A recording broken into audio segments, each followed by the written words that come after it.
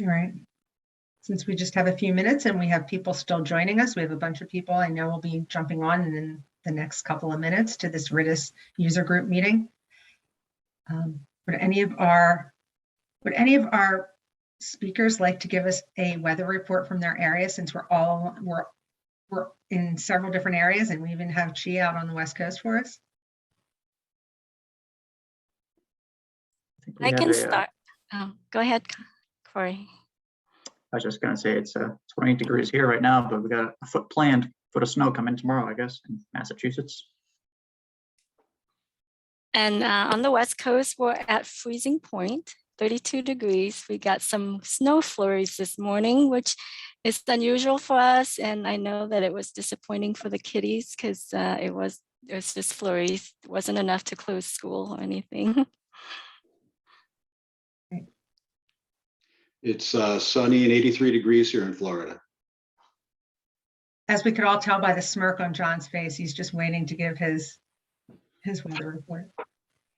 Yeah. Columbia, Maryland, it was 72 degrees yesterday, and today it's 34 degrees, and we're supposed to be getting snow in about an hour. All right. Up in New Hampshire, I'm north of Corey, it's 26 degrees, and I think, Corey, we're getting the same weather you're getting. I'm getting 18 inches, though, of snow. Oh, wow. A little bit more than down here. So Yeah. should be a good storm. I live high, so we always get the higher elevation, we get the bigger snow. It is 70 degrees and sunny down in Atlanta. Perfect picnic weather. Nice. Well, thank you all for sharing. I think that gives us a good idea of weather around at least up and down the East Coast. And then Chi, we're very happy to have your West Coast report for us. And for those of you joining right now, our RITIS user group meeting, no, this is not a weather meeting, but we're getting ready to start, and we're just waiting for a few more people to jump on into the meeting.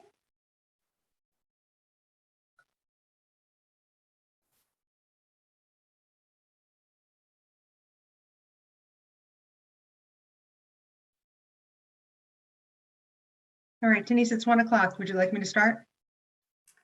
Yep, Joanna, take it away. Okay. Again, thank you everyone for joining us at this RITIS user group meeting today. Just a couple quick things. We're using Zoom webinar today. You can use your audio through your computer or your phone, whichever works best for you. This web meeting is being recorded. It will be available to participants on the Coalition's website. And any questions you have about the audio or web, you can direct to Esther, and her email is on the screen, and I'm sure she will put it in the chat box for us also. Finally, the chat box, it's just really available to the presenters. If you have any questions, what you're going to do instead is use that Q&A box. So you can put your question in there, and then at the end of each presentation, or as time allows, we will have those questions answered. If any of the questions don't get answered, the speakers will be given those questions following the meeting, and it will be included in the Q&A that we'll prepare at the end. Questions can also be asked verbally if it's something that's very involved, but for the most part, we're going to stick with the Q&A box today. At this point, I'd like to turn it over to Denise Marco. She is the TSMO Director for the Eastern Transportation Coalition. Denise? Thanks, Joanna. Can you hear me okay? I think we did this, yeah. Welcome, everyone.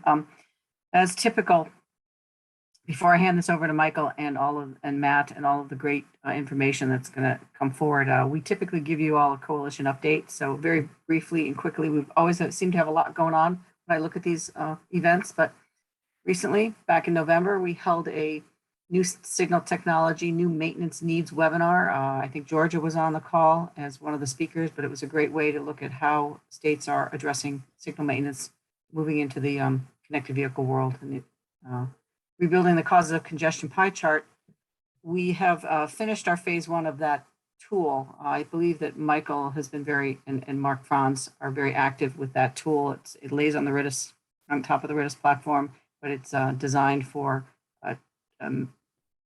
type causes of congestion, excuse me. So we had a webinar on that. The biannual WAYS meeting, we have them twice a year. So we met with WAYS. We'll meet with them in June again. talking about product updates to the work they're doing with their app. The Transportation Data Marketplace, that is our new marketplace. The RFP was released. We awarded to vendors, 14 vendors last December, and we are now in the process of finalizing vendor contracts. Michael is going to have a little bit of a talk about some of the vendors that are available through the marketplace today. But that's in the process of getting finalized. April, we believe we'll have a final contract in April. And the state debrief meeting was held with the evaluation team contacts, talked about that marketplace. What we have upcoming though, looking forward from today on, the first thing that's coming up is a Traveler Information Web Summit. It really deals with trucker navigation. We've got PennDOT coming in to talk about how they are posting bridge elevations on their 511 site, how they worked with their bridge folks to get that done. In the second part of the summit, North Carolina and New Jersey are going to talk about the work they do with DriveWise in terms of getting real-time notifications to truckers. So it should be a very interesting summit we're having. It's a virtual summit on March 17th. There's an electric vehicle workshop, April 12th and 13th. That's going to be in person at the Maritime Academy in Lithicum, Maryland. It's an invite only. So again, if you have not been invited, you want to be invited, you need to contact Jenna Reeder. I'm not sure how that works, but I do know that they're holding it in person in April. The RITIS Working Group will have our next meeting. There's a performance summary report workshop. This is important for RITIS users. We've been working on this for about 6 months, but Rick Ayers is going to come in and do a workshop on March 29th to talk about how to build a quarter performance summary report. If you have not gotten an invite to that, please let Joanna know or let me know, because I think it's important to learn how to use the tools of this great platform we've got. And then the next RITIS user group meetings in May. So with that being said, I think that's my spiel. Let me turn it over to who's next. Matt? Oh, am I doing this? All right. I didn't see the slide before. So very quickly, the data marketplace, it's going to go live in July. There are 6 data sets: travel time and speed, volume, conflation, waypoint, origin, destination, and freight. Those are our 6 data sets. We have 14 vendors, and we are in the process of literally doing some informational meetings with state specific. So the states themselves are, and this is important for you all if you're involved or interested in this, certain states are asking if we can come in and do a 90-minute session on the marketplace to talk about these vendors, to talk about these data sets. And the idea is to give other departments and other agencies within their own bureau an opportunity to hear about this, because they may not have been involved in the evaluation process.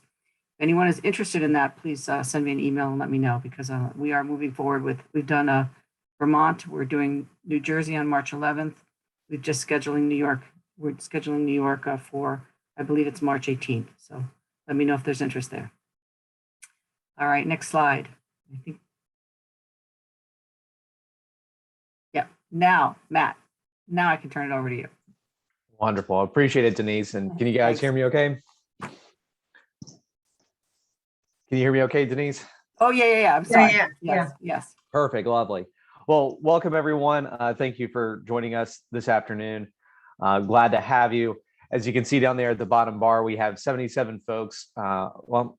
77 again, folks on the call. And we expect that number to probably bump up a little bit as we have quite a few more registered to join us this afternoon. I'm really excited about the speakers that we have. I think that the lineup that we have is certainly, we were all commenting earlier, notably different with their use of the platform and the tools that are there than I think a few of us have taken advantage of in the past. So with that, I do get the privilege and the honor to introduce everyone, and I'll do it all here at once so that we can get in here and just can't keep running through. Our first speaker is Chi. Chi Mai is a transportation system analysis engineer with the Oregon Department of Transportation. She has 25 years of experience working in transportation analytics, traffic modeling, and data analytics. She currently leads a team that focuses on data analytics and performance reporting. Formerly, she served as a traffic technical lead on complex traffic engineering analysis for major transportation improvement projects and corridor studies for the Portland metro region. Next up, we have Corey O'Connor.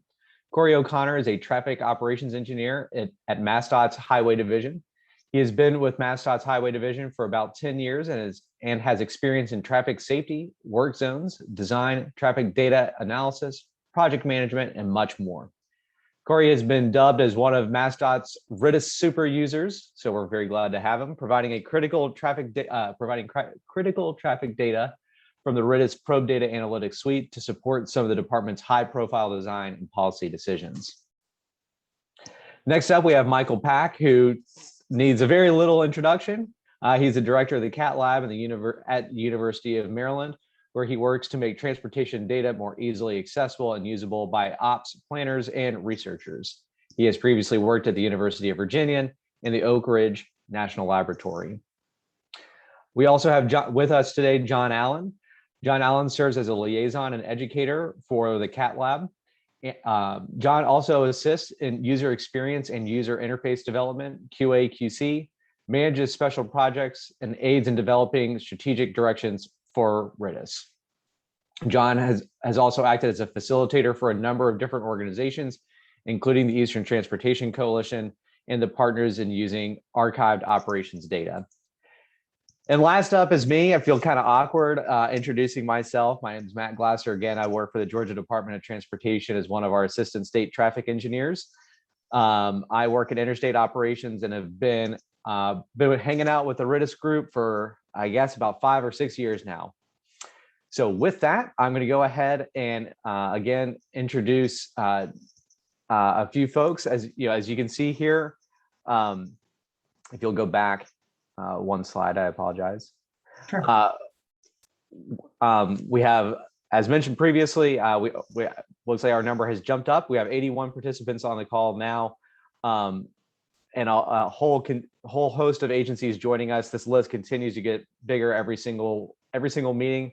We're glad to have a few more folks join us this call, and I hope that you enjoy meeting up with your peers from across the country. You would go next. We do have one poll, Matt, if you could just read this off and then Esther will open it up. Of course. So very easy poll question for you guys. Hopefully you don't have to think too hard. How often do you attend our RITIS user group web meetings? 1 or 2 times a year, 3 or 4, or this is my first time? And I don't get to vote, unfortunately.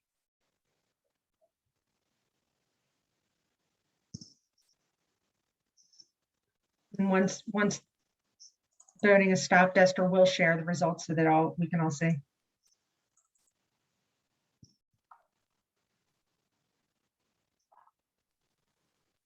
right, I think that's good. All right, so there you go. So a good range of folks. It's exciting to see, especially the 13 folks who are this is their first time. So welcome to the 13 that this is your first meeting. Thank you, Matt, for doing that. Absolutely. So with that, let me hand this right off to Corey to have him walk us through his presentation. Corey. Sure. Thanks, Matt. I just share my screen here.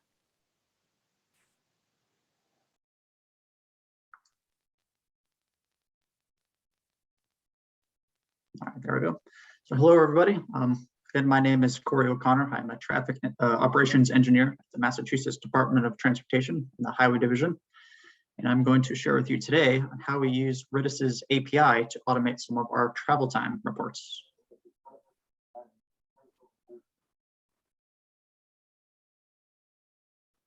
So just to give a little context of why we started doing this. So it starts all the way back in March of 2020 when COVID pandemic hit. A lot of things changed in March of 2020, including traffic patterns. Just in Massachusetts, we saw traffic volumes drop statewide about 50% in a matter of weeks. So a lot happened. There's a lot of questions too. We're getting asked questions by the governor. We're getting asked questions by the media, by the news agencies, and just the general public. Will traffic ever return? When will traffic return? If it does return, where is it returning? Is it going to return a little bit more in one region rather than the other? Also, how is it returning? with the introduction of more flexible work times, are we going to see the normal AM and AM and PM peak hours, or are we going to see a little bit more peak spreading? So a lot of questions, and even the governor's office was interested in traffic volumes in particular, actually, because they like to see traffic volumes as a proxy of how things are kind of returning to normal. So as traffic volumes return back to normal, that kind of gives the sense that, I guess the state is returning back to normal operations. So a lot of questions coming in. So to address these questions, we started putting together a weekly traffic report. It's kind of a canned report that we report on a bunch of traffic metrics to try to satisfy all the curiosity that we were getting from all these inquiries. So we reported on traffic volumes from our permanent count stations. And then we use the RITIS a lot. We use RITIS's congestion scans for the state to compare the congestion in the pandemic compared to 2019. We also used a lot of travel times. We compared 2019 travel times to recent travel times. We have a lot of congestion in our state and a lot of increased travel times during the peak periods. So travel times was a good metric to use to kind of see how the pandemic was affecting traffic across the state. So we're putting all this information into a report, and we kept getting more and more requests for different types of data. And this report turned into a 28-page report. And again, this is a weekly report, and it took a lot of time and effort to put these 28 pages together. It took about a team of 2 or 3 engineers to put this report together. It took them about 1 to 2 days just to put it together every week. So it's very cumbersome to put this report together manually. So obviously we wanted to look to kind of streamline things, to automate a few things. When we first started doing this, again, we're using the RITIS platform for a lot of the data that we're putting into the report. We would manually pull the data from RITIS. We would put it in Excel, and we'd put it into pretty graphical charts to make it look good. It would copy and paste it into a report. Very time consuming. So what we want to do is we found out that RITIS has an API. So we went to the Probe Data Analytics suite.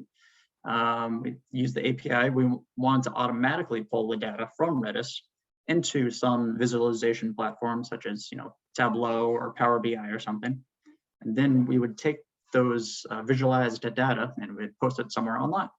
So this whole automated process would be, it would totally streamline things. We wouldn't have any human work hours required in order to get the data, to visualize the data, and to post the data. So this was our objective. And we weren't the first ones to do this. The Office of Transportation Planning in MassDOT, they were already using APIs to pull some data. They were pulling data from the MBTA, which is our mass transit agency in the greater Boston area.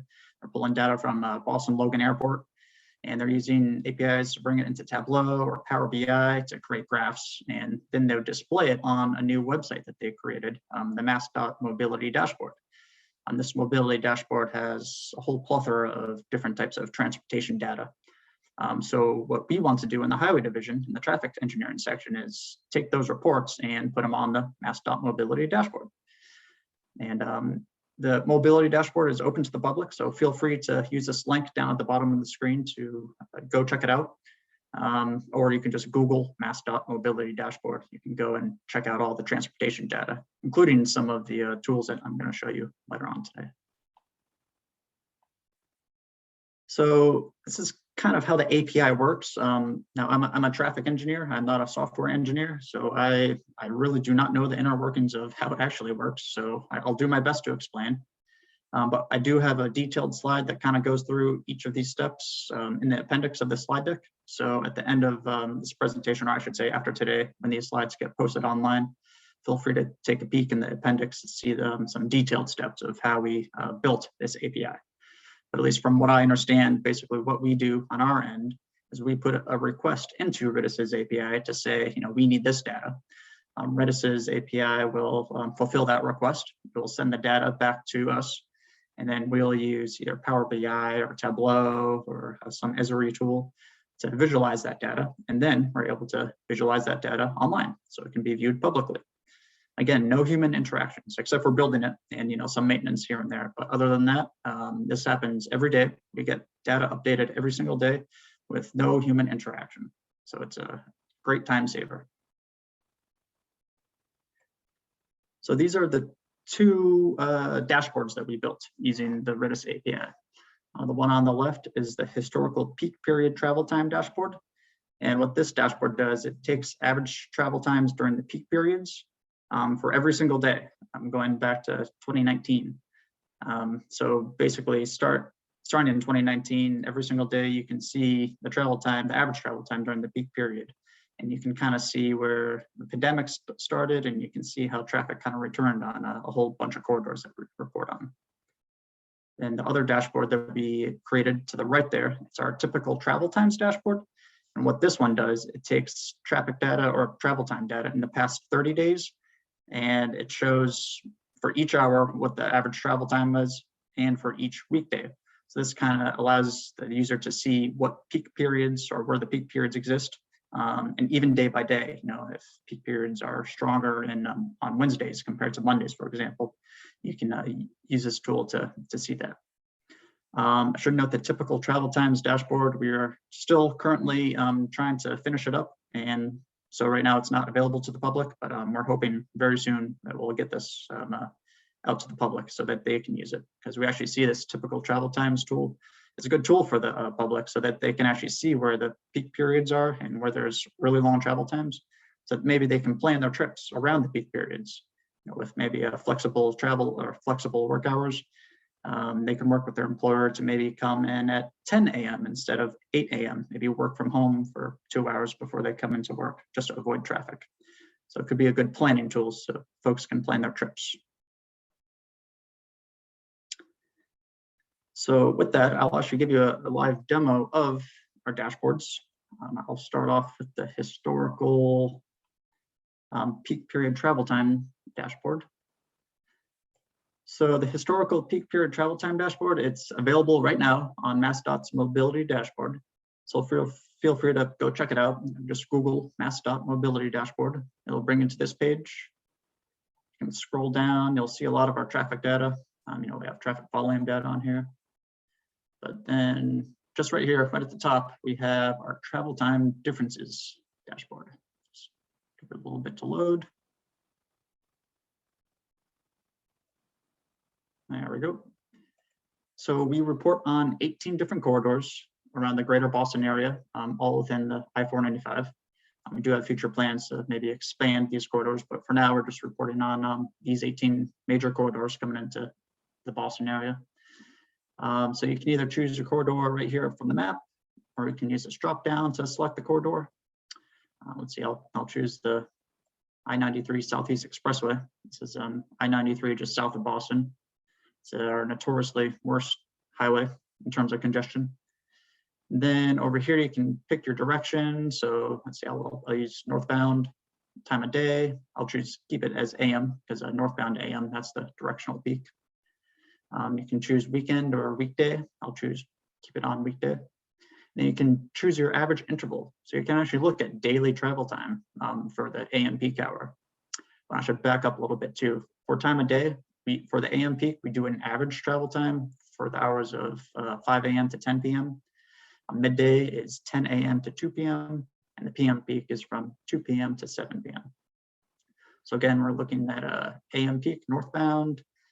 And again, you can look at day by day, but this gets a little loud. So we have the 7-day moving average, which smooths it out a little bit. And I always like to use a 30-day because it really shows the patterns that we've been seeing.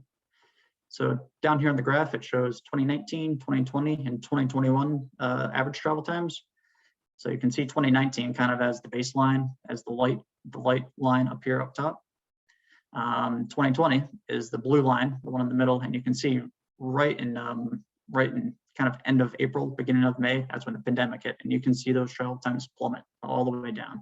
It's basically free flow during the AM peak hour, which is totally unheard of. Then as you move across 2020 and into 2021, 2021 is the dark blue line, you can actually see traffic kind of returning. So the travel times start to creep back up to normal. Then actually this year, back in kind of the fall of this year, we actually did see travel times increase more than 2019, which was pretty interesting. So a few theories might be because we still have pretty low transit ridership on the MBTA. So maybe people are choosing to drive their car right now instead of taking the T.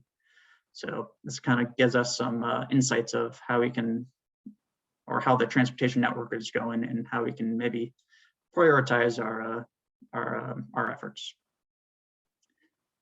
And just real quick, I can choose another corridor too. I can choose the Massachusetts Turnpike here, the Mass Pike I-90. It shows a little bit different story. Let's see, I'll do eastbound AM, and you can still see it's hasn't returned as much as I-93. So again, you can use this tool to kind of see how traffic volumes, or I should say travel times, are returning back to normal. Kind of using travel time as a proxy for traffic volumes. So I'll move on to our second tool. So this is our typical travel times tool. So again, this takes the average, or I'm sorry, it's not the average. We actually look at 75% travel times for this tool for the typical travel time. It takes these and averages across the 30 days, the past 30 days. So similarly, you have your 18 corridors. You can choose your corridor. Let's say I'll choose the Southeast Expressway again, I-93 south of the city. And here it shows every hour of the day, all 24 hours, and every day of the week, Sunday through Saturday. You have the option to narrow it down on this table to the left here. You can just look at weekdays. I'll just look at weekdays for now. Kind of cleans up the graph a little bit. And you also have the option down here to just look at a few specific hours, but I'm going to keep it as a 24-hour period here. So here you can kind of see the different peak hours, or the different hours for each day, and you can kind of plan your trip around it. For example, let's say on a Friday night you want to travel north into the city. Looking at Friday here, the dark blue columns, you might see that maybe you will want to wait to travel into the city after 8 p.m. or maybe you want to get there before or around noontime, just to avoid the Friday evening rush into the city. Similarly, if you're planning your trip into the city, heading northbound in the morning, you're gonna have to leave pretty early, probably around 5 a.m. throughout the weekdays to avoid much of the congestion. And if you don't get there by 5 a.m., you'll probably have to wait till 11 a.m. to avoid a lot of the congestion. So again, we kind of see this as a good planning tool that we can display to the public so that they can plan their trips better to try to avoid congestion.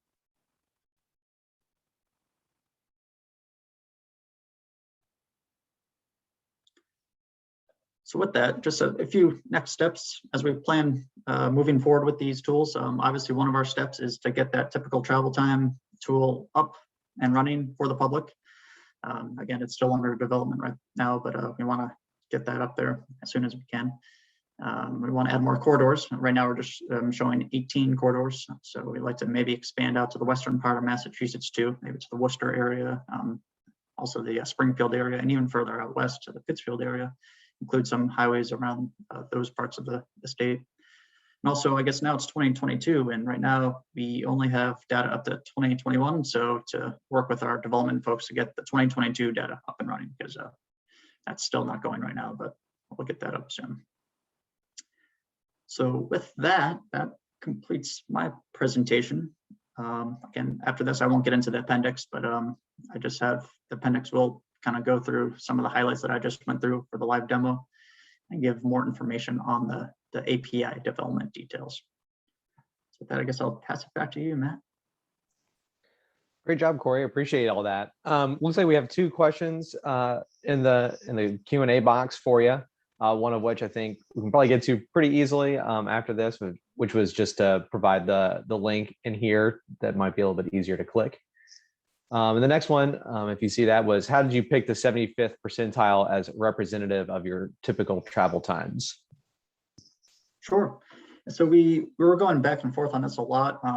We're talking about should we use the average or the 50% or the 75%. So we didn't want to go with the average or the 50% because if we have a travel time of, I guess 50% of the time, the public will see a travel time that's greater than the travel time that was reported on this tool. So we kind of wanted to go with the 75% because, 3 out of 4 times you're going to complete the trip in the time that we're reporting or less. So we'd prefer that the people, I guess, complete the trip less than as opposed to greater than the time that we're reporting on. And of course, we didn't want to give, the 95th percentile travel time because, that that's probably representative of, maybe incidents or something like that. So we just saw the 75% kind of as a safe number to go with. Worst comes to worst, most of the time people will complete their trip less than the travel time that we display on the dashboard. If that makes sense.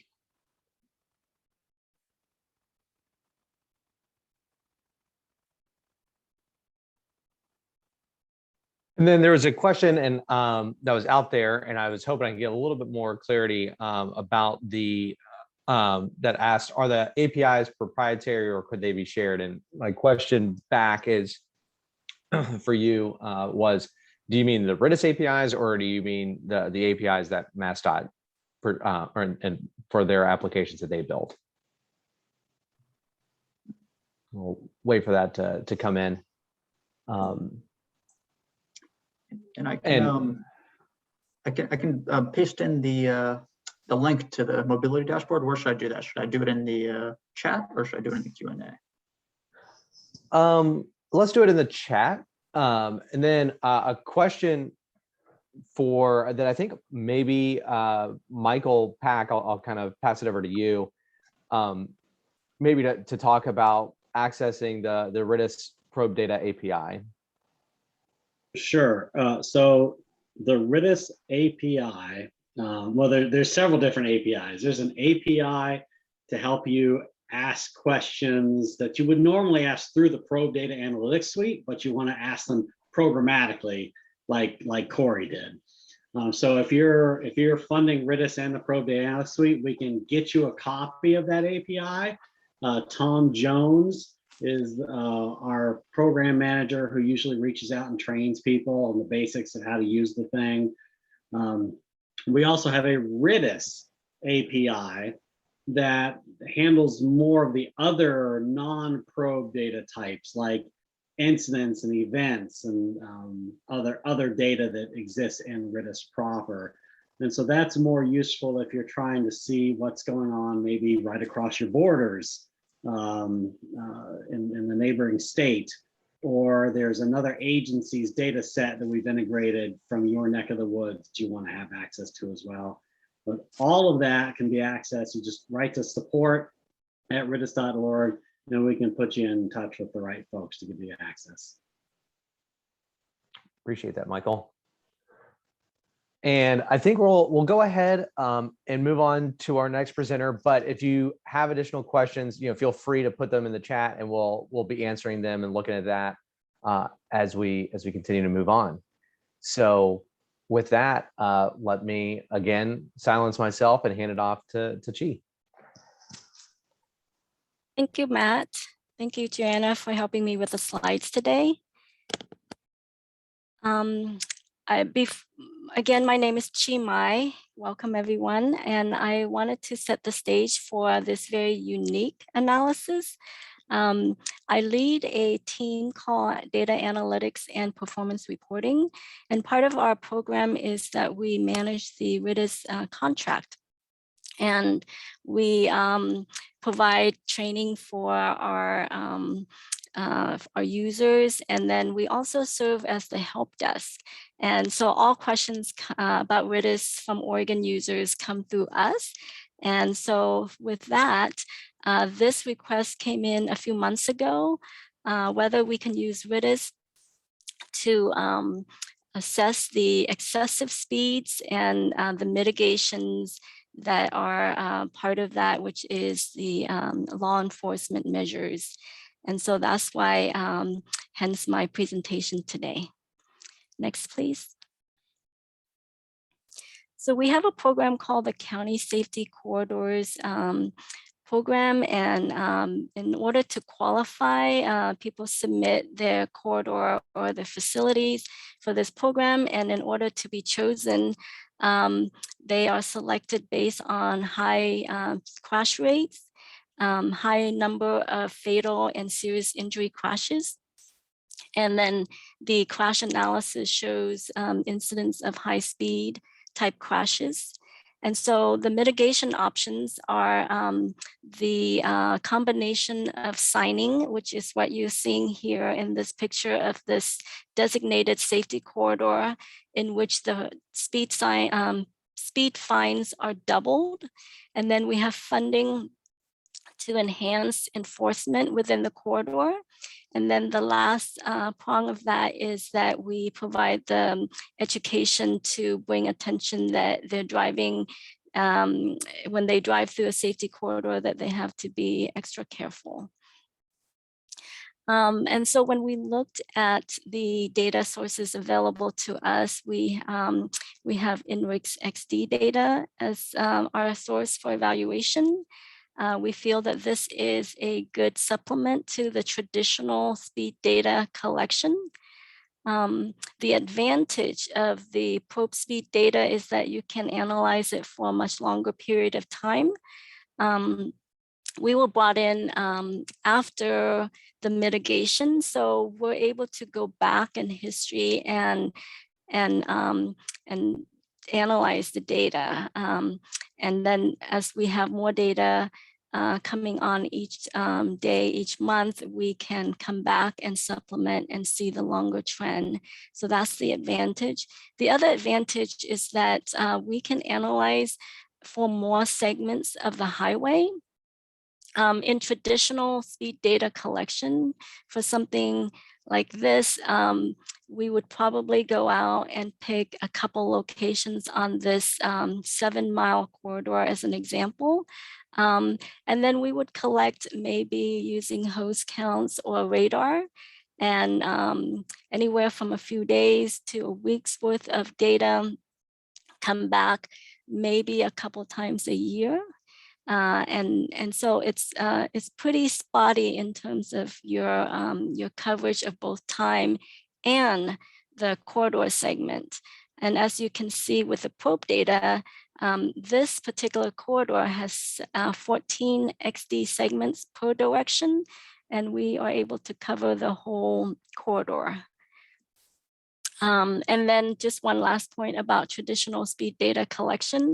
I can assure you that most projects of this type do not have money to do robust speed data collection. So it looks like with the use of the probe data, if we can use that, it makes sense so that we can apply it for this type of analysis. The disadvantage to probe data is that it represents at any moment in time a fraction of your total users of the facility.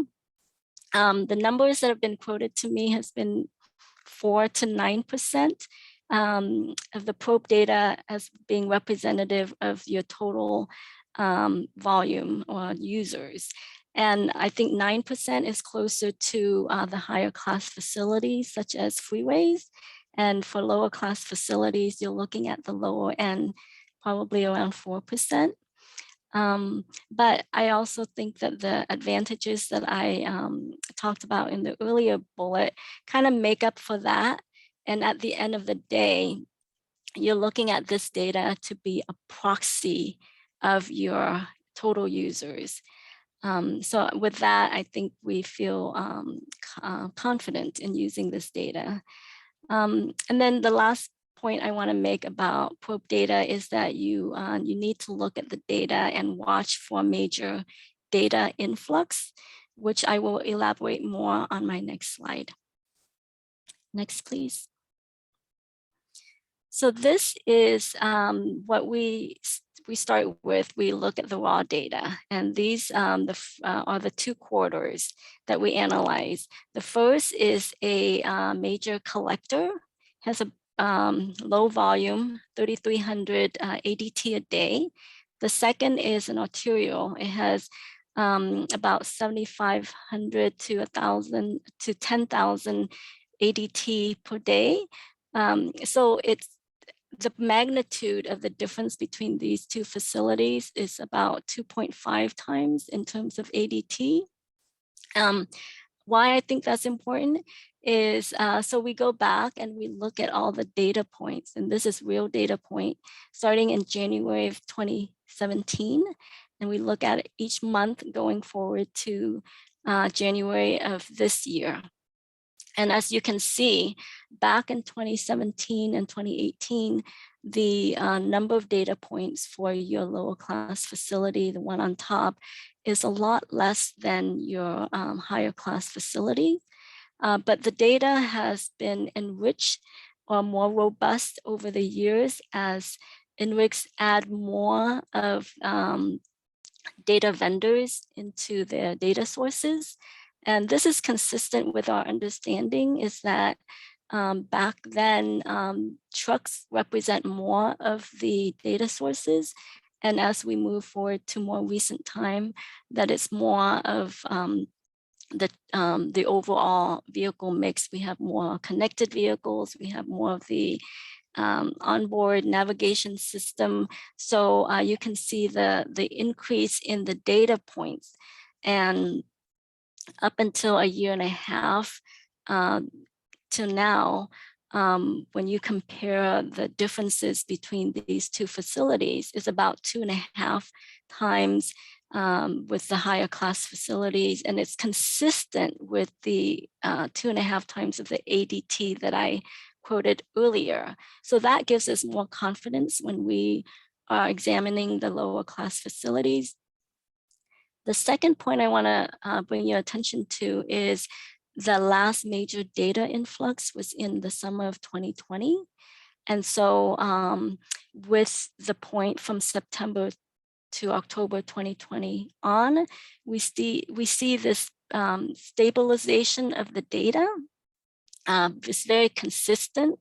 And so for the analysis that I will be showcasing today, we conducted our analysis from October of 2020 and going forward, even though we would like to go further back, but we felt that for us to do a month-to-month comparison and compare apples to apples, that we should only go back to October of 2020.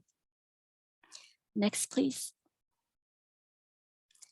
The data steps that we took for our analysis is very straightforward. We started with the RITIS Probe Data Analytics, the massive data downloader tool.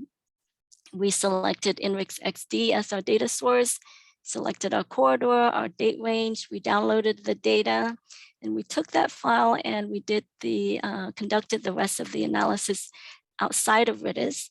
We use R scripting. We screen out all the data points with confidence score of 30 only for our analysis.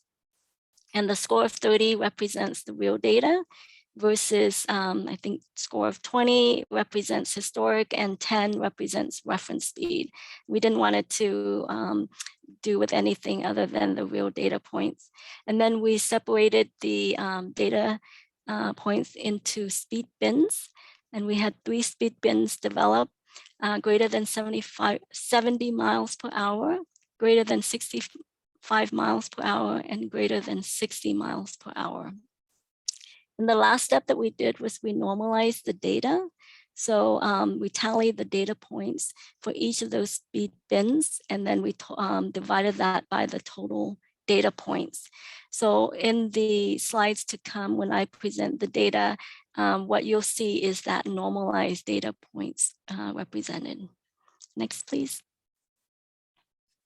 The first corridor that I would like to showcase today is London Road. This is a non-urban major collector. It also has on the lower half, it borders a lake, Cottage Grove Lake.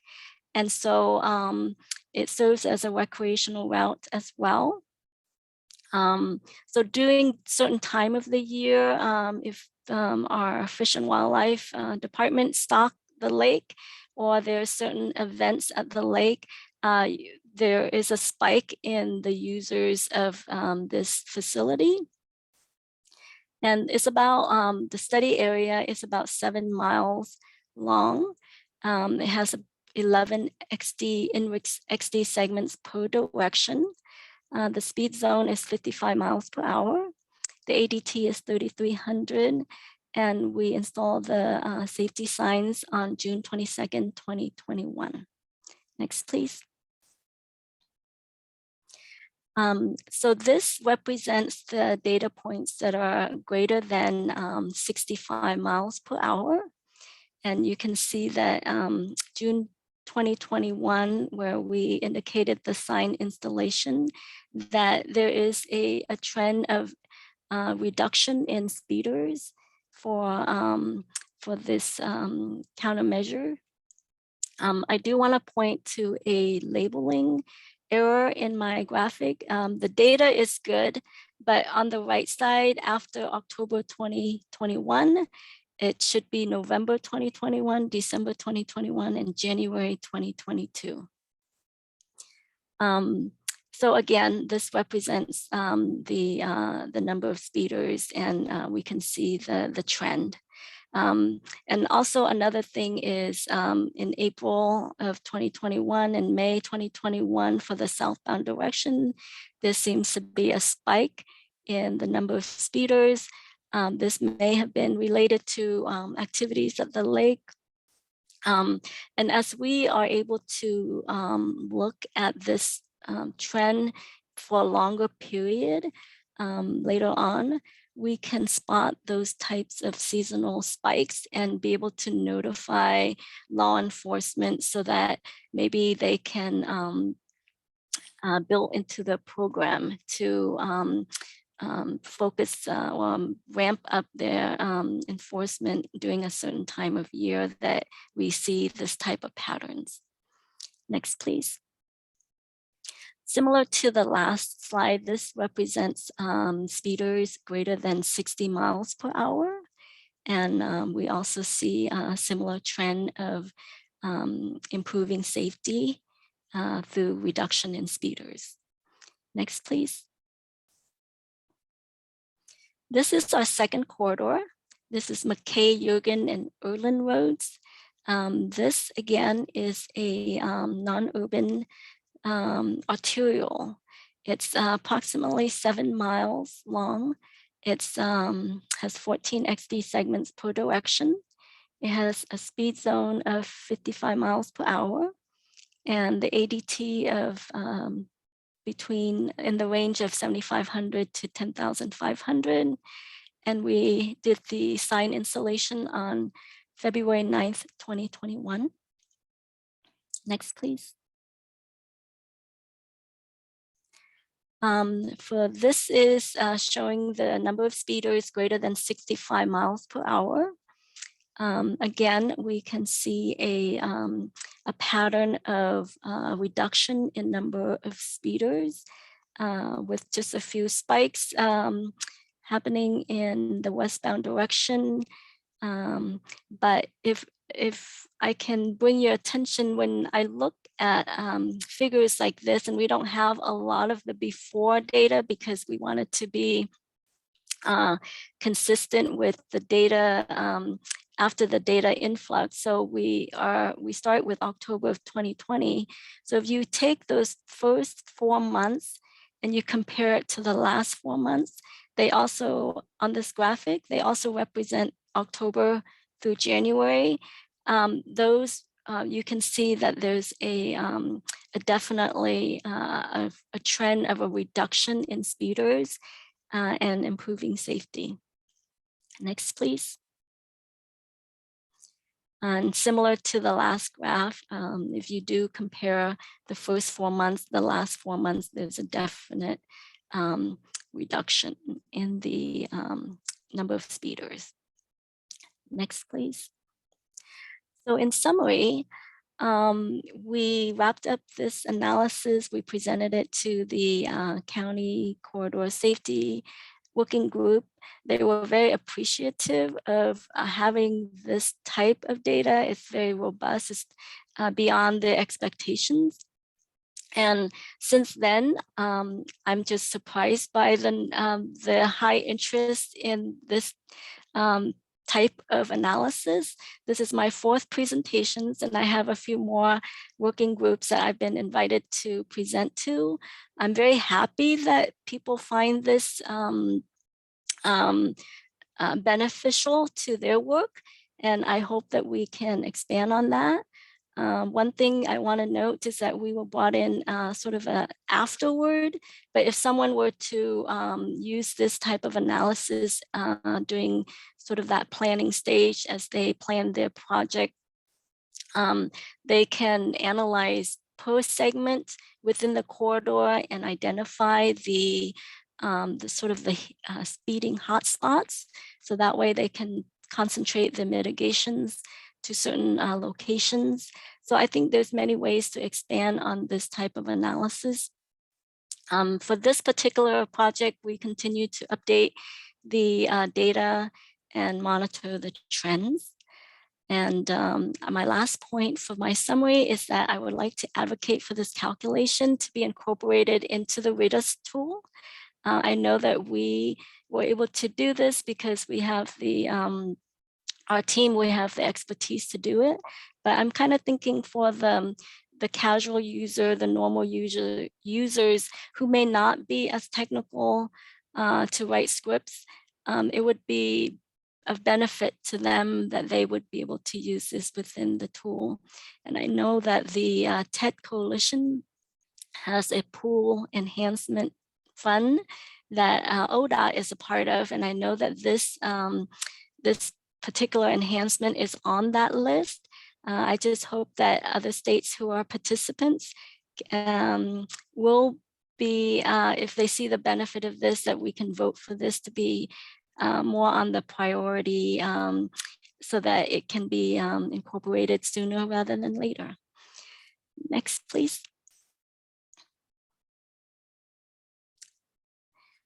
So with that, that concludes my presentation. I want to thank you for your attention, and I can take any questions at this time.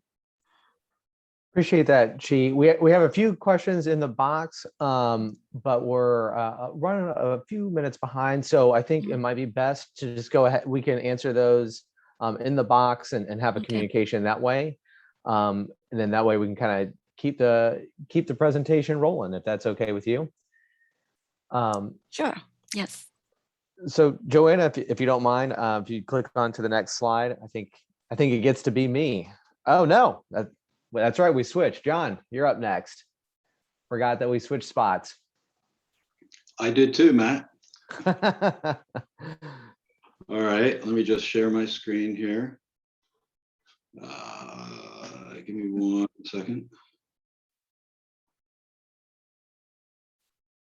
Trying to keep the speakers on their toes here. Yeah, apparently so. Okay, here we go. Can you see my screen? No. Great. So afternoon, everybody. No, we can't see our screen. No. You cannot see the screen. Oh, sorry. Now you can see the screen. Now we can. Thank you. Sure. Afternoon, everyone. My name's John Allen, and I do a lot of outreach and education for the CATT lab.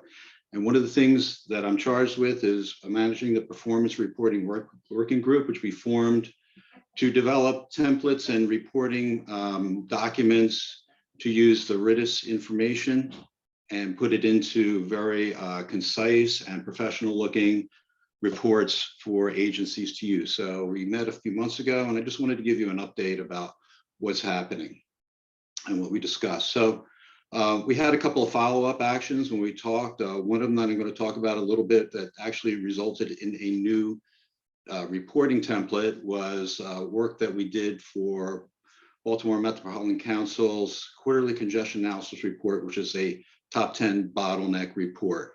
I'll touch base a little bit about the RITIS templates pages that were just deployed recently last month, and then talk a little bit about the upcoming RITIS workshop. And our first session is going to be building a quarter performance report. Now, I don't know if I'm going to have enough time to touch on the Thanksgiving agency travel advisories slides, because Michael has a lot of stuff to go over later on, but if we have time at the end, we can certainly come back to that. So at the meeting we had of the working group, Ed Stilk, who's a great guy and does a lot of progressive work with RITIS and developing use cases for BMC, mentioned to the folks that he was doing this quarterly report that started out just for media and his communications folks. And then he formed a CMP, or a Congestion Management Process Advisory Committee. All of a sudden, this report grew to 75 pages, and Ed's doing this work himself. So we thought we'd help Ed out a little bit and see if we can streamline this report, make it a little more informative and much shorter. In fact, we can probably reduce it by 50 to 67%, maybe 75%, who knows. But we've developed two different options. One was the technically oriented option, which is at the right, and then there's a high level, which I'll show you next. But let me just step through this more technical oriented option here.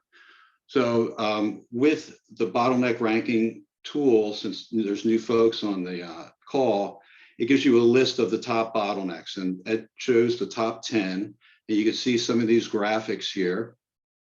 For example, this is just a screenshot right from the tool that shows this particular bottleneck, its head and where the tail is for this time period we're talking about, which is the first quarter of 2021. This is a screenshot of our congestion scan tool, which shows the congestion over time, showing speeds and changes in speeds for this length of the roadway on 295. This is, I think, one of the best graphics that we have in the bottleneck ranking tool, which is called a time spiral. So it shows all the different bottlenecks that occur over a period of time. So in this particular case, it's from January 1st, which is the center dot, and it spirals out to the end of March. So it's a very compelling graph, and it's easy to pick out where the hot spots are in terms of time of the different bottlenecks that are occurring. And this over here is our trend map, and we can do an actual animated view of what's going on with this particular bottleneck. And then these three categories up top, peak speed, travel time, and delay cost, are all from our performance charts, these first two, and then our user delay cost tool over here. So what we did was just grab some of the summary information here. For example, the speeds were averaging 52.6 miles an hour. And just to give it some context, showing that related to free flow speed for this particular section. Same thing with the peak travel time. And then for delay costs, we show the actual cost of delay for that quarter, as well as the vehicle hours of delay for that quarter for this particular bottleneck. And then we came up with another one that's more high level, basically taking out all the graphs and charts and summarizing in a little bit different way to make it easier to understand for folks like your upper management or senior leadership. And what's nice about this is we hyperlinked all these different icons here.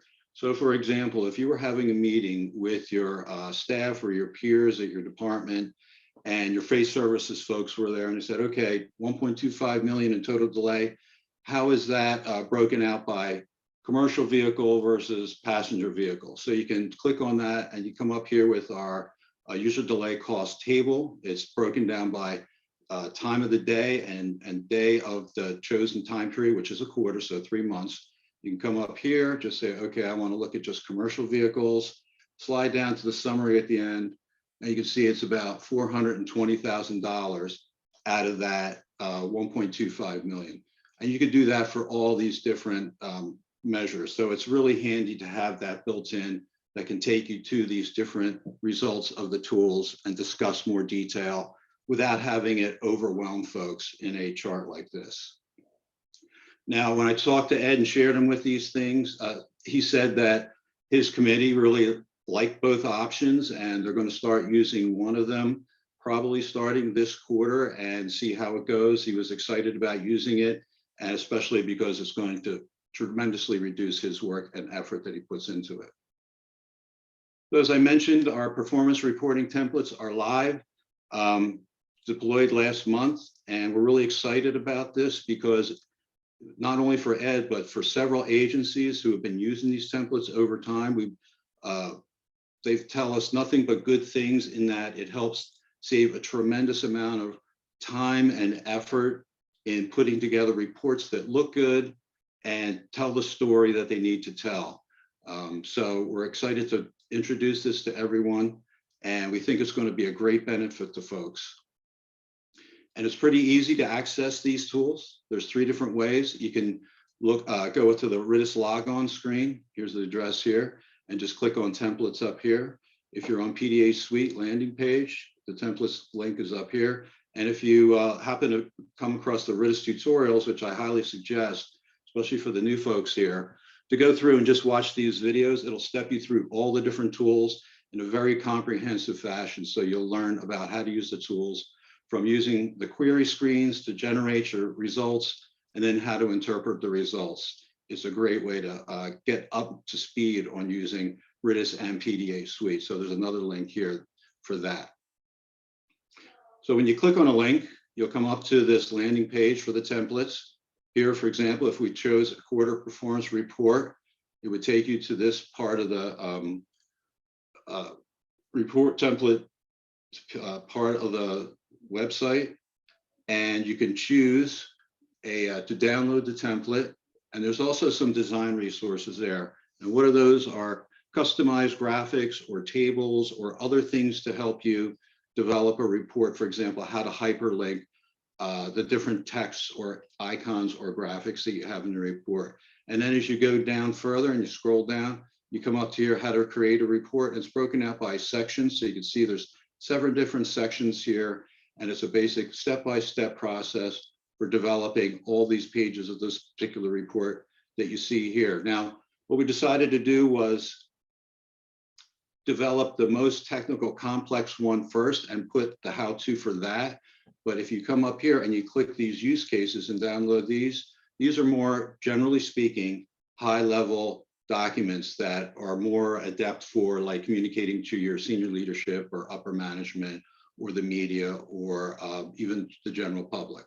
So if you didn't want to go high level or too technical here and you want something a little more summary fashion, just click on these as well and download that. So I think we have some time just to walk through this. So for example, if you wanted a quarter performance report, now it says I have to log in, but you would log in with your account and you would get those choices of downloading the template and the design resources. Here's all these particular agency use case examples here. Talks about the tools that were used in this report. Some things to keep in mind as you're building a report. This is an FHWA document on prototype reporting, which is very good. And then here's how to create the report for each particular page or section of the page. You just scroll down and it's broken up into very simple step-by-step processes about how to make the cover or how to make the overview page. And you can just click on these magnifying glasses and it pops up so you can see a little bit better. So we think you'll get a lot of great use out of this tool and makes the RITIS results a lot more usable in virtually all situations in terms of putting together reports. So you saw that there was 3 different reports available now: quarter performance, project assessment, which is like a before and after situation, and a monthly congestion report. That's what we have out there now with full-blown templates, use cases, how-tos. But we want to start filling in with some other reports. So I wanted to take some time to put a poll out there to see what your priorities are with respect to putting another reporting topic that you would like to see. After action reviews, holiday travel, top 10 bottlenecks like you had just seen that Ed had done, TSMO tracking, or work zones. So Joanne, you want to put the poll up? And I guess we'll give folks about 10 seconds to do that. We'll keep an eye and see when the numbers stop moving. Okay, And then we can share the results with everyone if you'd like. cool. Okay, just another few seconds. Okay. More people voting. All right, looks like it's stopped. We're going to close it now. And we'll share those results. Okay, interesting. So we'll take that, prioritize them up. It looks like top 10, like the bottlenecks, is a clear winner there. Not really that surprising. And so we will work and put that one up next and go through this list and add another 4 or 5 very soon. Thanks, Joanna. And the last thing I wanted to talk about real briefly was that, as Denise had mentioned, We have a RITIS workshop coming up on the 29th of March. And in about 2.5 hours, you're going to learn from the very start to the very end how to take RITIS information, query the different tools for your particular corridor. We're going to use an example corridor, but when you do it, you'll use your own corridor and get the results, grab a template and put everything into a template and come up with a finished product there. Now, Rick Ayers is going to be doing the training. I don't know if you've ever participated in any of Rick's training session, but he really does a terrific job in bringing this information to you all, making it very understandable, and it'll be well worth your time to participate in this particular session that Rick's going to run. And this is one of the first ones we're going to be doing. We see it happening for each one of the templates, so stay tuned for that. Okay, I'm going to turn it back to you, Matt, because I know Michael has a lot to talk about. And if anybody has any questions, just enter them in the chat. Thanks. Appreciate it, John. And I get to go and I'm going to be really quick.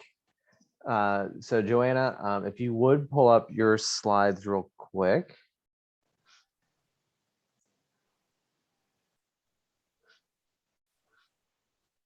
So just like John got to talk about the working group that he's leading, I'm going to give you a heads up on the RITIS Enhancement Working Group. She had talked about it ever so briefly a few minutes ago, but the overall idea of the group, as a reminder, is that it's really kind of like a pooled fund. The idea is that we're nimble, we move quickly to provide more stabilized funding for the CATT lab to kind of come up with some of our, all of our state's harebrained ideas of what's the coolest and best new thing. But that being said, we've already found and built great relationships with the different states that have been participating. Just kind of doing some horse trading on the sides of for projects that were important to us. So would certainly encourage you guys to join. Last year, we had 5 agencies commit funding, those being Georgia, Massachusetts, Oregon, Virginia, and Michigan. But we had even more states participate and provide their insights into what they needed. So if you would go next for me, Joanna.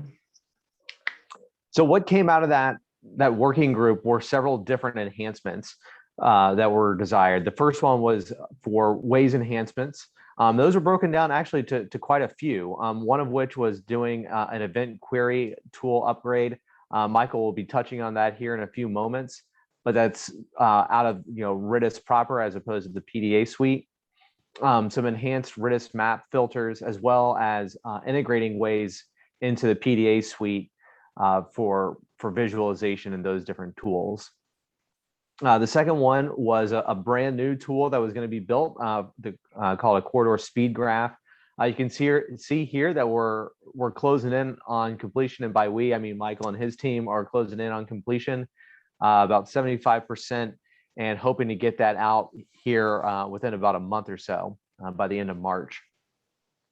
And then finally, as Denise was alluding to, the cause of congestion pie charts, the working group took all the great work that was being done already and wanted to I guess put it on steroids to make it even more of a deep dive, such that it could be more customized as opposed to where we had to leave off right now, which is down to the county basis, which is in and of itself already incredibly exciting.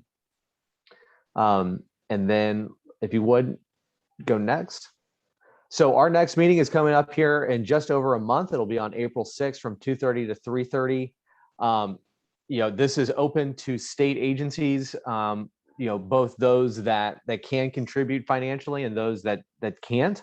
I will say that, as many of us are going through our contractual re-ups with Kathy Frankel and the coalition, just a friendly reminder to, if you can afford it, to chip in some money, now's the time to go ahead and do it. I think, we had a variety of different commitments last year. Georgia was able to commit about $50,000 last year for some of the items. Virginia DOT, I believe, was around 100 or 150. And obviously I'm forgetting at the commitment levels of the other states, but I just kind of wanted to share with you that those range, that those commitments can range, and certainly don't want to scare anybody off with giving you insane numbers. So with that, again, if you are interested in joining, please feel free to reach out to Michael Pack and or Denise Marco. We'll get you guys added to the list, and really looking forward to seeing you guys there. And Michael, I get to hand it over to you to start showing off some of these enhancements. All right, thanks, Matt. Share my screen. Okay, so this is an update on things we've been working on and things we're still working on but are coming out soon. So starting out with just RITIS proper. John Allen mentioned it already, but we've put up several of the performance reporting templates up on the RITIS website right now. You can access them several different ways. We also recently finished updating our mapping engine to a more modern mapping system that allows you to go in and do faster zooming and panning, and everything's smoother and it looks better. And this also sets us up for future successes with adding some other types of mapping features that we've been wanting to do for a long time, but haven't been able to because of a kind of an archaic mapping backend. So that's been completed. We are also nearly complete with adding different types of spatial and categorical filters to Waze events. So right now you can just kind of turn Waze events on or off. I think you can filter by one category. Now you can filter by different types of reliability and other types of scores. You can also go in and filter based on the event type. So maybe you only care about certain classes of Waze events. So you can turn those on and off. You also, I'm just demoing this right here. So I'm turning off a bunch of the incident types, and you can see some of them disappearing on the map and in the background. We also have a road class filter. So maybe you don't want to be overloaded with incidents on the interstates, or maybe you only want to see incidents on the interstates and other principal arterials. So you can turn those sorts of things on and off. And we're finishing up some other geo filters as well. So you can just say, hey, I only want to see Waze data in certain counties or states or what have you. But that's in progress, should be deployed very, very soon. We've also been integrating Waze into the event query tool. So here's a demo of that, where you could go in, you could select a particular state or multiple states and select which of the different Waze event types that you want to visualize or report on. After you select those, you can then go down and choose a date range. I'm just doing a couple of days here just for illustrative purposes. Once you get back the results, you can go in and you can turn on and off different columns like reliability and confidence scores that are Waze specific. You can see all the different attributes of the data. You can then go in and do different types of graphing. So if you want to see the number of each of the events, I think there were 8,877 of them here for these 3 days in Virginia. If you want to look at them by the road or by the county, all that can be displayed.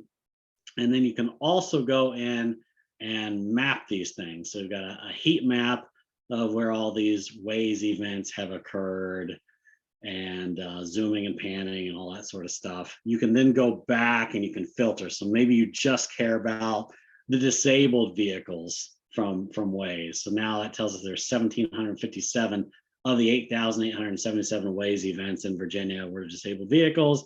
Here's where they are. Here's what they look like. So that is coming out hopefully next week. It will be deployed. There's also lots of other bug fixes that we've deployed within the last week, and you can always, within the last few months, you can always go to ritis.org/release notes, and you can see a more detailed list of all these different things that we've been working on. Within the Probe Data Analytics Suite, as part of RITIS, I've been doing other updates. The big one that a lot of people are caring about is with the PM3, the MAP 21 PM3 measures that people have to report out before too long. March 15th is our official certification date for when we'll make everything kind of official and we'll lock everything down. However, there is a problem. The American Community Survey, which puts out all the population data that's used for the peak hour excessive delay per capita measures, the American Community Survey hasn't put the population data out yet. So we're kind of waiting on that. So it may happen that by March 15th, we certify everything except for that one particular measure if they don't release that data soon. But just want to keep everyone updated on that. Greg Jordan, who manages all of our MAP 21 stuff, he's actually in a separate meeting right now talking to Rich Taylor and all those folks to try to get everything finalized here. Along with NPM-RDS, the Q4 data quality report has been posted, and you can access it through this link or at the NPM-RDS website. Nothing significant to report here. Everything's good as it usually is. We've been working to add Waze events into the Probe Data Analytics Suite, and we finished all the front end work. So now what you'll be able to do is go in and run, say, a congestion scan or a trend map or a bottleneck ranking query. And then in the display options for each of these tools, you'll be able to turn on and off your agency's incident data or the Waze incident and event data, and that will then be overlaid on top of all of these applications. This has a few more weeks to go before we're completely finished with it. But in addition to these three tools, it's also going to impact the Region Explorer and a couple other probe data tools. Corridor speed graphs.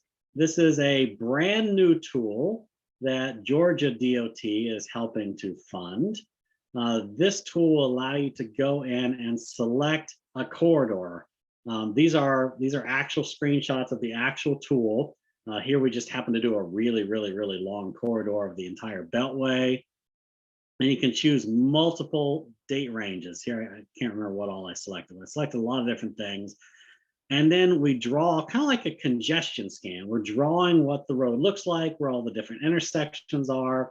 And then for whatever time ranges and date ranges you select, we then show you what the travel time index is, or what the speeds are like along the road as you move up and down it in different directions. And you can turn on and off different measures. You can turn on and off different date ranges. You can zoom in to a certain part of the road. Functions very much like the congestion scan, but just a different way of displaying the data on it. So this is also very close. This will probably go out in another couple of weeks, certainly sometime in March. The other big thing we've been working on is the causes of congestion pie charts and making enhancements to that. I think everyone by now has seen this particular tool that is live on the RITIS website. The problem with it is it's just 2019 data, and it's at the statewide and countywide levels, and it only covers the national highway system. What we're doing now, thanks to the RITIS enhancement group and their funding commitments, is we're going out and we are updating a new tool in the Probe Data Analytics Suite, which lets you go in and choose date ranges, times of days, one road, multiple roads, any road that's available from the TMC data. And it'll then let you go in and do some very detailed analysis of the causes of congestion on that particular roadway. So the UI work is complete. Most of the front end work is also complete. There's still a lot of work we're doing on the back end to integrate agency data. So your agency's list of where incidents and disabled vehicles and other things are. So we can use that in addition to the Waze data, also your signalized intersection locations. So that is making good progress. However, for this project to be successful, really need updated volume data from all of the states. So right now we do have volume data from a good number of you, but it may be incomplete in some way, shape, or form. You can get us your volume data from the MAP 21 NHS. We've got that volume data. We need it for user delay cost metrics as well. But if you don't have the ability to produce volume data and give it to us, then you could also potentially buy volume data from some sort of a provider. So that could be any of the providers that are currently on the coalition's vendor list, but then there's the new traffic data marketplace that's come out. And I believe through that marketplace, you can buy volume data from a company called Future Mobility Labs, from INRIX, from HERE, from Iteris, from a company called iTrafficQ, and also from Streetlight. And we're asking everyone to either produce data or buy this volume data so that we'll be able to give you better results in these particular causes of congestion tools and user delay cost tools. We're hopeful to get that volume data from you by April 1st so that we can meet all of our deployment deadlines for this, this summer. This is a table of the completeness of the volume data that we have per state. And notice that some of the states are lower than others. And while you might see a lot of 90 some odd percentages up here, missing 5% of the volumes on your roadway can still be pretty impactful, especially if that volume that's missing happens to be on a really big road with a lot of vehicles on it. So please reach out to us. We will help you, show you which roads still need volume. Also notice that some of the volume data that we have is pretty old. So it might be from 4 or 5 years ago, and you may want to update that volume data so we can give you better results. This is really important. So please let's work on this. We've made a lot of other bug fixes to the suite as well. And just like with RITIS proper, you can go to pda.ritis.org/suite/updates. And that'll have a full list of everything that we've built into the system recently. For trip analytics, we've also made all sorts of user interface and capability updates. One is just when you're hovering over your cursor over a particular zone on a map, the origin destination pairs associated with that particular zone that made the top 10, like all the top 10 OD pairs, will then be highlighted in a list that pops up over on the right-hand side of the screen. You also have the ability to just click on an area and see the O's and D's and like a spider diagram. We've been working to integrate the National Household Transportation Survey data into the trip analytics as well. Now, this is pretty high level data. It's like really large zones and origins and destinations, people moving between these large zones, but it's still a neat data set. The feds haven't officially released this data yet. We've just got a sample of it right now, but once we have it, it'll be available in the suite as well, and you'll be able to do other types of filtering. But coming in March next month, there'll be a whole suite of new functionality in this Trips Analytics product that will allow you to bound study areas and look at all the crossing points. That's what these little dots are. Those are crossing points to get into or out of the study area. And there's all sorts of other neat new functionality as well. We are looking for people who want to be beta testers of this functionality and give us some feedback. If you're interested, please send an email to Greg Jordan at gjordan1@umd.edu. Maybe we can type this in the chat box as well for people. But this is going to be really exciting. It's neat new functionality. And I think someone had a question or a comment earlier about focusing more on active transportation, walking, bike, and transit, adding that into the analytics. These tools have the capability to do that. So if that's the type of thing that you're interested in, talk to us, please. In addition to the bounding of the ODs and the crossing points, we're also adding in some advanced pass-through controls that will make it easier to spatially filter things. So if you want to create two different OD, O's and D's in the tools, then you can say, well, I really just want to know about trips that passed through a particular origin and then went through another destination, as opposed to stopped in it. But we're giving you all sorts of other capabilities.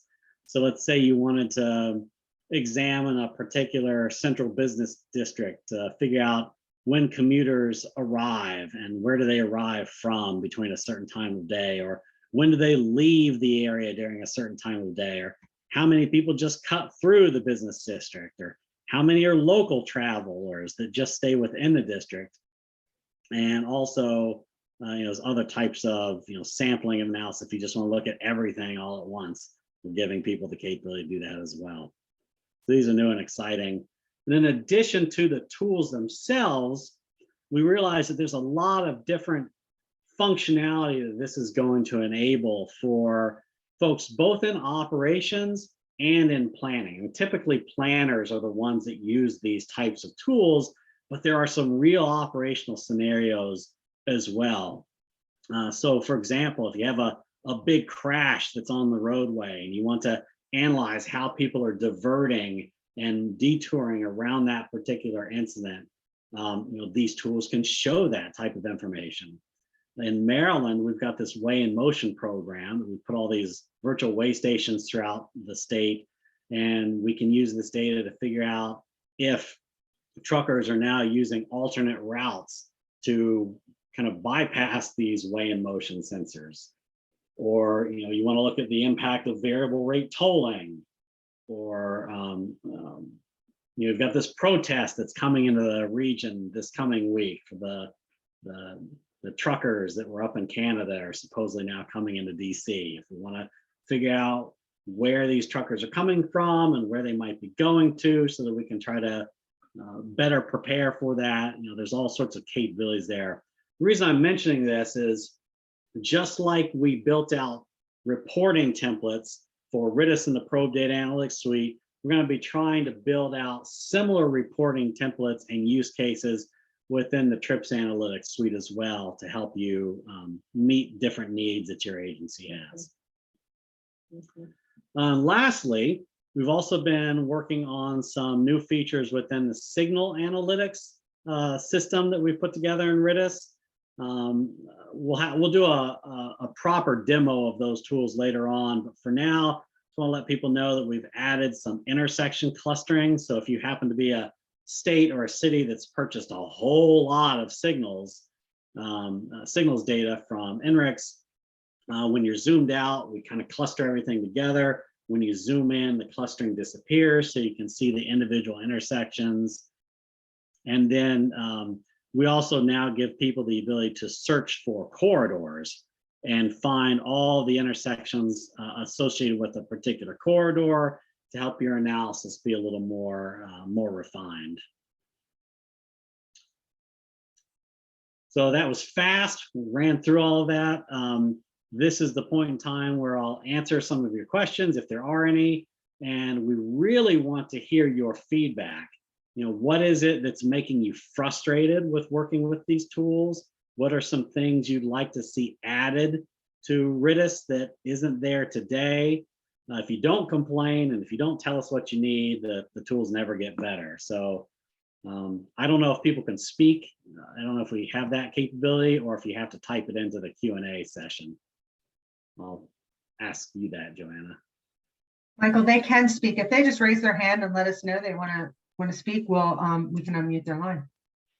Or they can put it in the Q&A. And I think there's a few things in there. I don't know. Maybe working the bottom up. Okay. I see Ishtak Ahmed asked a question. How can a RITIS.org user get to the trips.ritis.org portal? Your agency has to be buying trips data from one of the vendors first. So that could be INRIX and Wejo and who are the others? Geotab, those types of folks. If you buy data from them, we can then take your data and put it in here. There are maybe 10 or 15 states around the country that are using it right now, maybe a few more than that. So Ishtak, if you send me an email, I can try to figure out what region you're from and see if anyone's bought data in that region yet. Han Zhang asked a question, says for segment analysis of trips analytics, is it possible in the future to filter the trips by the time that when the trip actually passed through the selected segment? It seems like right now the time filter chooses trips based on starting and ending time for the entire trip. Han, I think the answer to that is yes. That's something that we're working to add on here in the coming month, but I will have to check in on that. Greg Jordan is the one who's managing that product, and he's not able to be here today. Okay, we have we have George Yang who would like to speak, so I'm going to unmute his line. Okay. Oh, thank you. This is George from Grand Rapids, Michigan. And when I choose the region, I'm just wondering, in addition to state and counties, and can we have like a MPO boundary, you know, like, so I can choose like our Grand Valley Match Council, it's like 1.5 county. It's instead of 2 counties, also one county, you know. So I'm just wondering if it's possible later, you know, in the future for this. That is definitely possible, and you're not the first person to ask for that. Thank you. I think that is being built into the Map 21 tools now and may actually already be functional and live. The next step is to transfer that over to all of the probe data analytics and some of the other tools as well.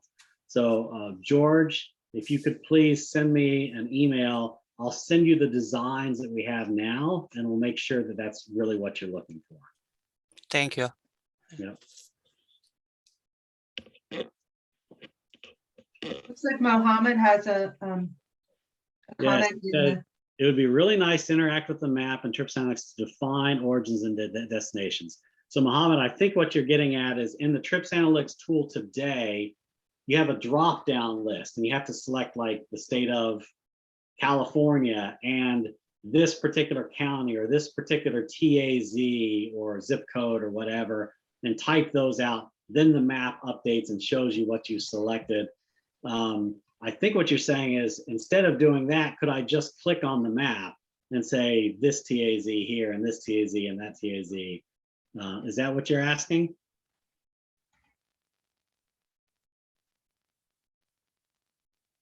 While you're typing or getting ready to say something, I will say that that is on the wish list. I don't think we've started doing that yet, but again, we can get you in touch with Greg Jordan, and we can have you be part of our design group that tests out what we're trying to do for map selections there.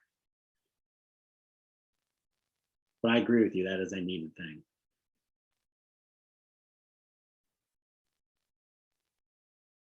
Any other complaints or wishes? Oh, I see. Mohammed did say yes. Before the end of the meeting, can the early slide of upcoming important dates be shown again? I assume you're working on that, Joanna. are you seeing it now? I see a coalition update, recent and upcoming. The one that we don't have on there is the RITIS Enhancement Working Group, which is, I believe, Oh yeah. we said April 6th, I believe.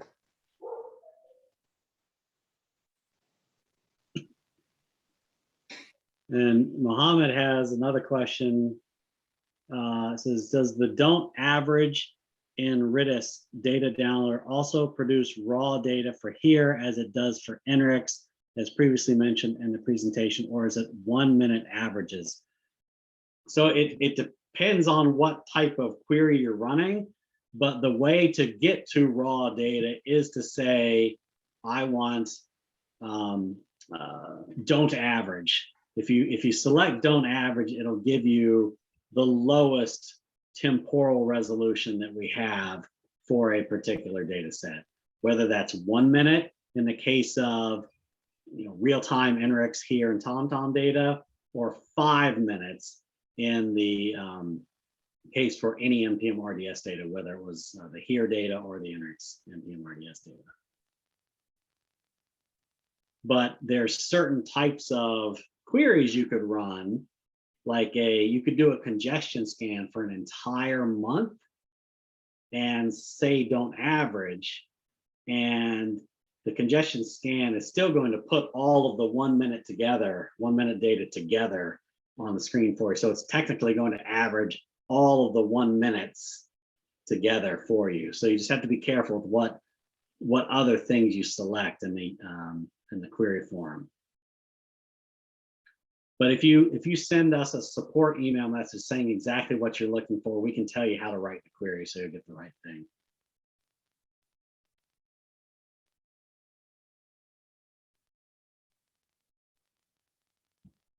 Any other questions or requests?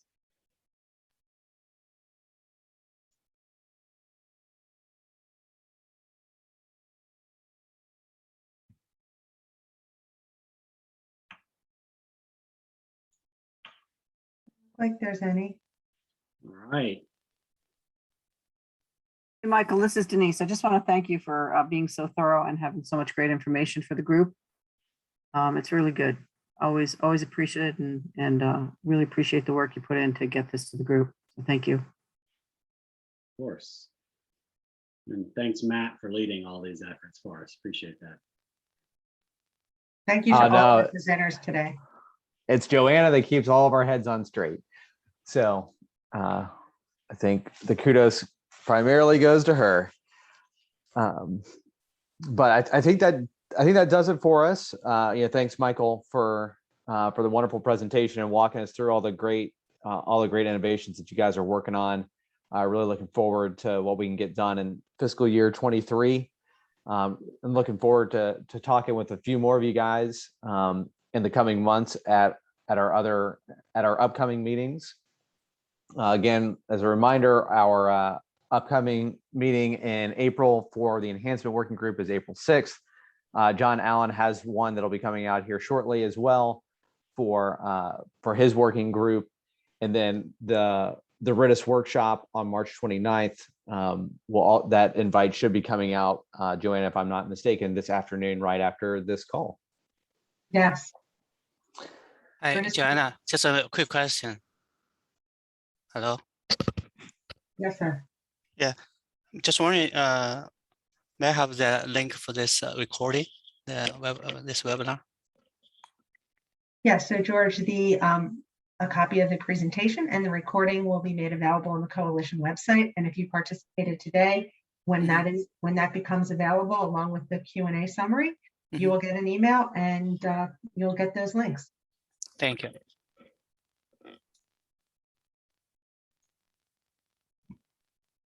And with that, Denise, I think I'll hand it to you for any additional closing remarks and that you may have. Thanks, Matt. No, I think everybody did a great job. And I think, as you mentioned, thank you to everyone who participated. These are always great, full of data, full of information. And yes, as Joanna said, the time frame for getting the slides, audio, Q&A typically, however, is a couple weeks, because what we do is take that Q&A and we send it back to the speakers for confirmation to make sure that the information is correct. So that doesn't happen overnight. So just as an FYI, you will get an email, but it will be a couple weeks from now when we do that. Okay. I think that's it from my end. Joanna, anything else, or thank you? No, thank you again to all our speakers today. Really appreciate it. And to, of course, our host, Matt. Thank you. I didn't thank Matt because he's got nice weather down there. I'm jealous. Well, thank you all. I think we can leave you here and send you back to your normal lives. Again, we always appreciate you joining. Feel free to invite more folks from your agencies. The more, the merrier. Thank you. Okay. Thank you.